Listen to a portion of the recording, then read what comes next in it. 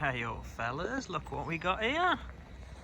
Managed to blag ourselves a Triumph Trident 660. Hell yeah. Now, just to start off with, if you've clicked on this video because you think this bike might not be fast enough for you, finish the video now and just go and buy one. I really didn't want to like this bike, and I don't know why, but I didn't. I didn't want to like it, but I do. One of the worries that I've heard quite a bit is that this thing isn't going to be fast enough, obviously compared to your street triples and whatnot. Let me reassure anyone that hasn't test ridden this and has gone and bought one that it is fast enough, in my opinion, of course. Now, let's just have a look at her. We've got the white tank. This has got a few extras on, guys. So this has got a few extras on. And I'll go through that with you in a minute. But yeah, fantastic bike. I've just ridden it for about an hour and a half. And it's great. It's great. Don't get me wrong, it's not street triple RS crazy. But there is plenty of beans on this bike. So again, if that is one of your concerns, it's absolutely fine. Absolutely fine. If I bought this without test riding it and one of my worries was the speed element to it, I wouldn't be disappointed. £7,195 well spent. You could spend a bit more and buy a street triple R. Anyway, let's not get into that. Let's stay positive about the 660 Trident. So we got some extra bar end mirrors. Those are extra. Managed to get one from a dealer that's got a couple of dealer packs on it. You got the additional, I don't know, what are those bits of fairing underneath? Who knows what they're called. Engine protection. You got the grab rail, so you've got your girlfriend on the back or your boyfriend. Tank pad. Yeah, great. One thing I do like about it is this kind of number plate holder scenario, and you got all that dirt underneath there. That's going to be tough to keep clean. Get some protection on that, guys. Get some protection on that. But yeah, what is it? 91 horsepower, 89 horsepower. Bit more expensive than your Japanese versions, but like your MT-07s and your SV650s, but I think the Honda version is actually more expensive, the 650R. Obviously 7195 is standard, and then you got all these bits to put on. So, but let's have a look at this clock as well, guys. Let's have a look at this clock. Look at that. Look at that. It's lovely. It's easy to read. It has been screaming at me. I don't think you're supposed to do more than 3,000 revs until the first service is done. So it's been flashing at me. But, you know, it's these buttons, they're nice and firm and got a good feel to them. Indicators, nice. 2 rider modes. Let's just have a goosey at that. Rain or road. Not tried it in rain mode, but why would you? Yeah, guys, it's impressed me. I don't know why I've not wanted to like it, but it's impressive. It is, and if you consider it, I know there's going to be a lot of people comparing this to, you know, the cheaper Japanese versions and that sort of thing, but you got to look at the spec. You've got to look at what you get on it as standard. You know, you got Showa front forks, brilliant. Nissin brakes, you know, good set of tyres. This headlight, look at that, it's lovely. That, I don't know, screen, that's extra. It's got like a 12, 14 litre fuel tank, so plenty of fuel. Yeah, really impressed.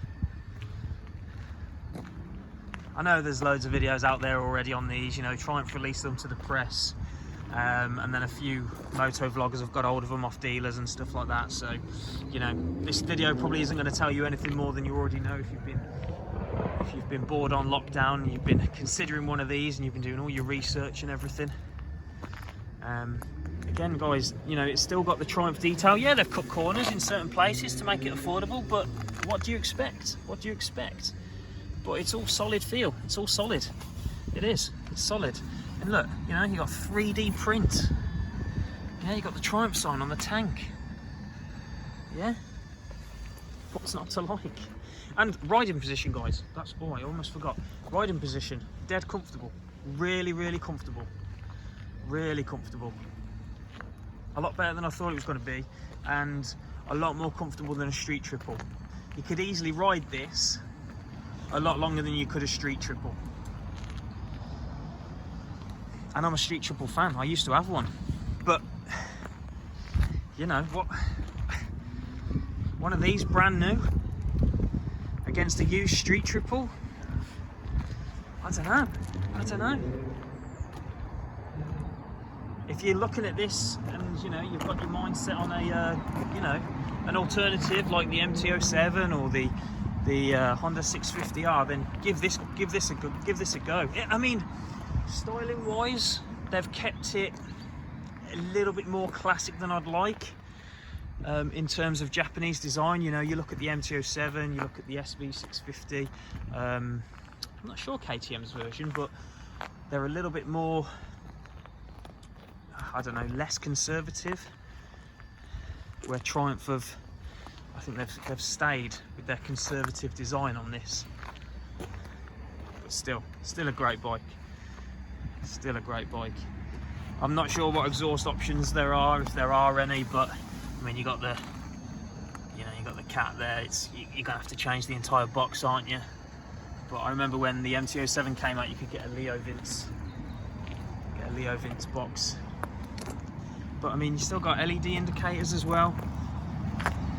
You know, it's a good package, guys. It's a good package. If you're considering it, go and try one if you can during lockdown. And if you've ordered one of these and you're a bit apprehensive because you've not had a test ride yet, I really wouldn't be worried. I think it's a great bike. You know, this has got the connectivity as well. You can pay extra for that. Pay extra for the connectivity. Let me just see if I can get into that.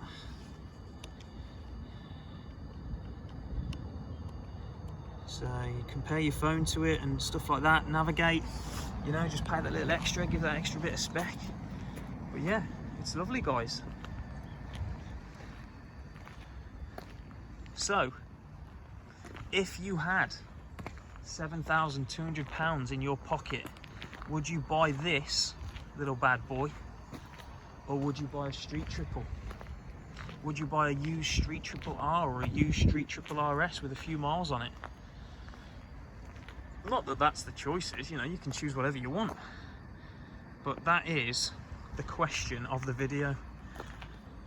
7.2 on this, or 7.2 on a used street triple RS. Guys, thanks for watching. I appreciate all the views. If you want to contribute to this video, then put your comment in there. If there's anything I've missed out, not that I've loaded the video up with details, because there's plenty of videos out there. You don't need someone else with a late video to tell you a load of details you already know. Just by going from a few questions and a few conversations I've had with people about these, I thought I would set the record straight in terms of the power delivery. It's great.